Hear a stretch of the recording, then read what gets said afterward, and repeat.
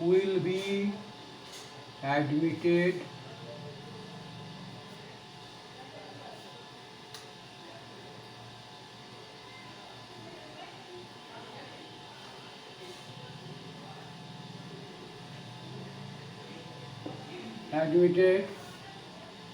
to class 11 on the basis, based on, কোথায় বললাম based on, এর বদলে কি হবে on the basis of, on the basis of। এখানেও দেখো প্রিপোজিশন অফ একটা এসছে। এক একটা শব্দের সঙ্গে এক এক রকমের প্রিপোজিশন ব্যবহৃত হয়, যে প্রিপোজিশনটা ছাড়া অন্য প্রিপোজিশন ব্যবহার করা হয় না, সেই জন্য সেটাকে বলা হয় fixed preposition. On the basis of their HEIR obtain, obtain মানে প্রাপ্ত, এই কথার অর্থ হচ্ছে প্রাপ্ত। আর যদি শুধু অবটেইন বলে এইটা যদি বাদ দেয়, অবটেইন মানে প্রাপ্ত হওয়া, তাহলে দেয়ার অবটেইন মার্কস in the মাধ্যমিক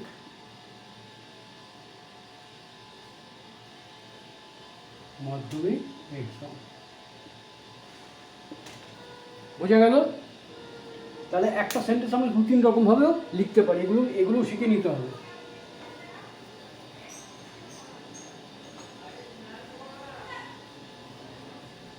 কমেন্টস অন মানে শুরু হওয়া। এইবার শুরু হচ্ছে, কখন হচ্ছে, তার জন্য প্রিপোজিশনটা অন বসে, কমেন্টস।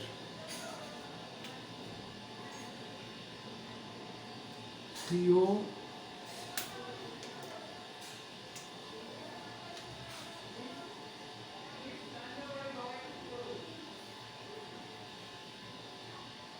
কমেন্টস অন, শুরু হওয়া।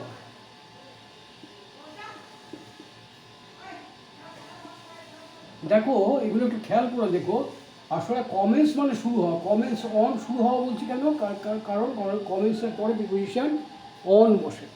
এইবার ধরো আমাদের পরীক্ষা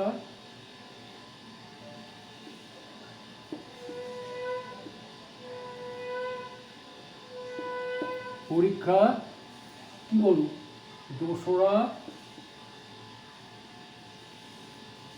নভেম্বর থেকে শুরু হবে।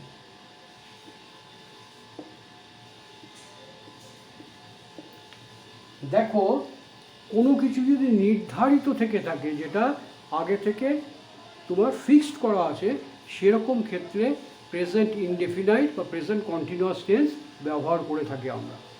তাহলে আমাদের পরীক্ষা যদিও বলছি শুরু হবে, উইল কমেন্টস আমরা বলবো না, হ্যাঁ, ইবে থাকলে উইল ব্যবহার হয় বলেছিলাম। তাহলে আমরা এখানে আওয়ার এক্সামিনেশন উইল কমেন্টস এটা আমরা বলবো না, আমরা এটাকে প্রেজেন্ট ইনডেফিনাইট টেন্সে করব অথবা প্রেজেন্ট কন্টিনিউয়াস টেন্সে করব। তাহলে আমাদের পরীক্ষা সাবজেক্ট কি, our exam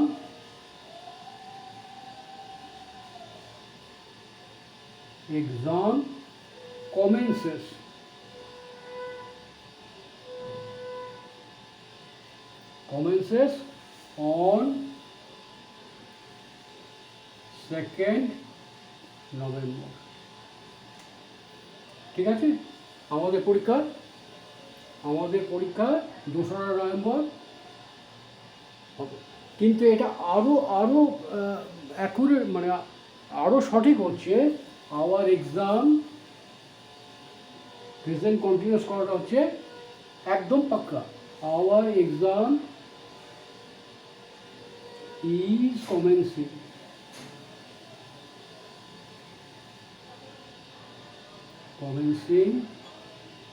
on 2nd November. ঠিক আছে, our examination is commencing on 2nd November. এটা প্রেজেন্ট কন্টিনিউয়াস টেন্স করেছি কেন না, এটা ফিক্সড হয়ে আছে, নির্ধারিত। সুতরাং কোনো নির্ধারিত থাকলে সেখানে প্রেজেন্ট কন্টিনিউয়াস টেন্স হয়। ধরো আমি যদি বলি যে সামনের বছর আমি সামনের বছর আমি বা সামনের জানুয়ারিতে আমি বোম্বে যাচ্ছি, এটা যদি আমার ফাইনালাইজড হয়ে থেকে থাকে, ফিক্সড হয়ে থেকে থাকে, তাহলে হবে I am going to Bombay in coming January. বোঝা গেল?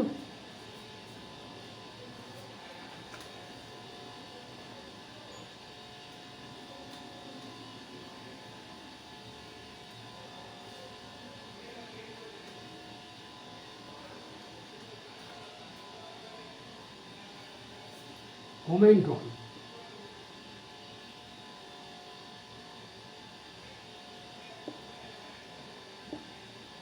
মন্তব্য। মন্তব্য, কমেন্ট মানে মন্তব্য, কমেন্ট অন মানে মন্তব্য করা। ঠিক আছে? তাহলে আমি যদি বলি যে ওই প্রস্তাবে তার মন্তব্য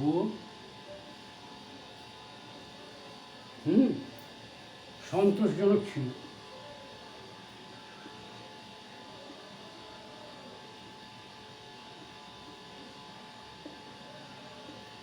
একটা প্রস্তাব দেওয়া হয়েছে, কোনো ক্ষেত্রে কোনো মিটিংয়ে একটা প্রস্তাব দেওয়া হয়েছে, তার প্রস্তাবের উপরে কেউ একজন মন্তব্য করলো, সেই মন্তব্যটা সন্তোষজনক বা সপক্ষে, সন্তোষজনক ছিল অথবা সপক্ষেও বলতে পারো, তাহলে সপক্ষে ছিল এরকমও বলতে পারো, সপক্ষে ছিল। তাহলে কী হবে? ওই প্রস্তাবে তার মন্তব্য, এখানে সাবজেক্ট কোনটা প্রথমে আমাদের দেখতে হবে, সাবজেক্ট কোনটা সেটাকে বুঝে নিতে হবে, তারপরে সেন্টেন্স শুরু করবো। ওই প্রস্তাবে তার মন্তব্য সন্তোষজনক ছিল, তাহলে এখানে সাবজেক্ট কোনটা? His comment.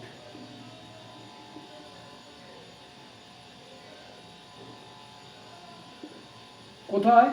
ওই প্রস্তাবে, তাহলে on that proposal, on that proposal, প্রস্তাব হচ্ছে প্রপোজাল। ছিল পাস্ট টেন্স, ওয়াজ,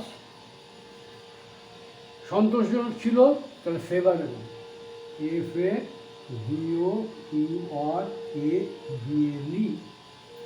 আর যদি বলি সপক্ষে ছিল, আমাদের সপক্ষে ছিল, এখানে বললাম আমাদের সপক্ষে ছিল, এখানে বললাম আমাদের সপক্ষে ছিল।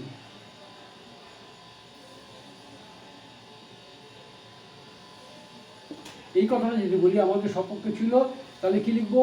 ওয়াজ ইন আওয়ার ফেভার। বোঝা গেল? তাহলে সেন্টেন্স তুমি যেটাই বলো অর্থটা একই হবে, যেটা শুনতে ভালো লাগবে সেরকমভাবেই আমরা বলবো। তারপর ধরো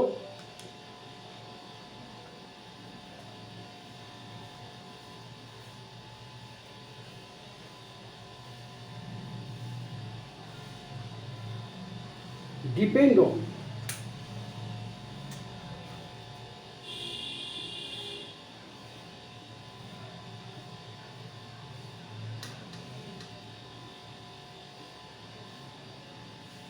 ডিপেন্ড অন নির্ভর করা।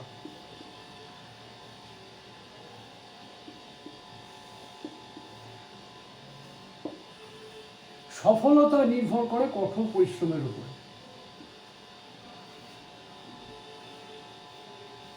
সফলতা নির্ভর করে কঠোর পরিশ্রমের উপর।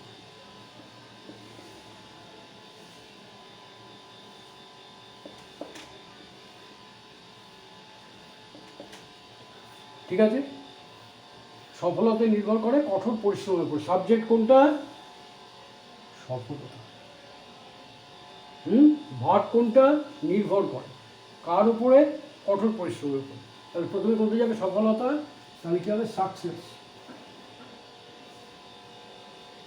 নির্ভর করে ডিপেন্ডস অন। কঠোর পরিশ্রমের উপরে ডিপেন্ডস অন, এটা কিন্তু আলাদা আলাদা। হ্যাঁ, ডিপেন্ডস অন হার্ড ওয়ার্ক।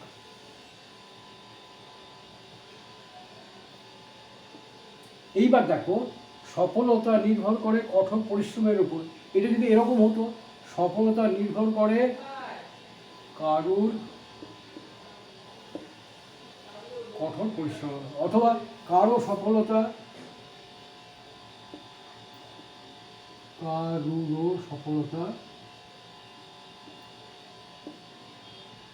সফলতা নির্ভর করে কঠোর পরিশ্রম। প্রথমে এটা বাদ দিই, সফলতা নির্ভর করে কারোর কঠোর পরিশ্রমের উপর, তাহলে সাকসেস ডিপেন্ডস অন ওয়ান্স। এখানে কি হবে?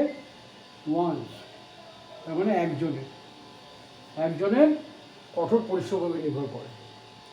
আবার যদি বলি, এইবার যদি বলি কারোর সফলতা নির্ভর করে কঠোর পরিশ্রম, হবে কারুর, এটা কি হবে? তাহলে এখানে হবে ওয়ান সাকসেস ডিপেন্ডস অন, এইবার কি হবে? এখানে ওয়ানের জায়গায় হবে অন হিজ হার্ড ওয়ার্ক। বোঝা গেল? তাহলে one success depends on his hard work. পরিষ্কার? এনক্রোচ অন কথা হচ্ছে তোমার জবরদস্তি দখল করে নেওয়া, অথবা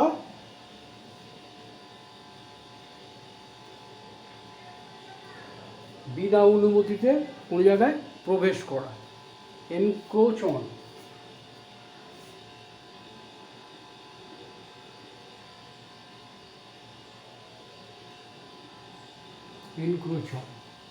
দখল করে নেওয়া,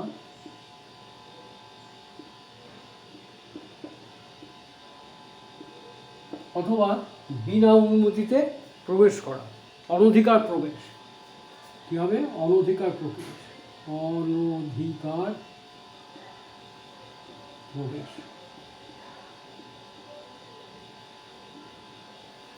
এইবার ধরো, যেটা প্রায়ই হয়, এটা জানো, বিভিন্ন জায়গায় বিভিন্ন ক্লাব তার পাশের জমি দখল করে নেয়, এক বাড়ির লোক আরেক বাড়ির জমি দখল করে নেয়, তার সীমানা পেরিয়ে অন্যের সীমানার মধ্যে বেড়া দিয়ে দেয়।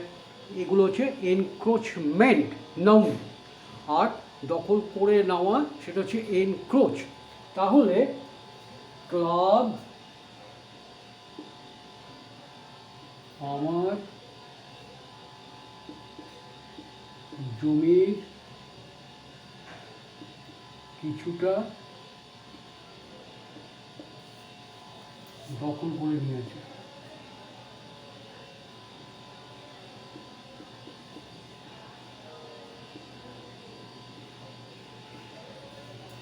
ক্লাব আমার জমির কিছুটা দখল করে নিয়েছে এবং এর ফল দখল করে নিয়েছে, এর ফলটা এখনও বর্তমান, আমার জমিটা দখলীকৃত অবস্থাতেই রয়েছে। এরকম ক্ষেত্রে আমরা কী করি? Present perfect tense. তাহলে কী করবো? প্রেজেন্ট পারফেক্ট টেন্স হলে কী হয়? হ্যাজ বা হ্যাভ হয়, তারপর ভার্বের পাস্ট পার্টিসিপল হয়। তাহলে দ্য ক্লাব, সাবজেক্টকে দ্য ক্লাব হ্যাজ এনক্রোচ, দখল করে নেওয়া। তাহলে কী হবে? এর থার্ড ফর্ম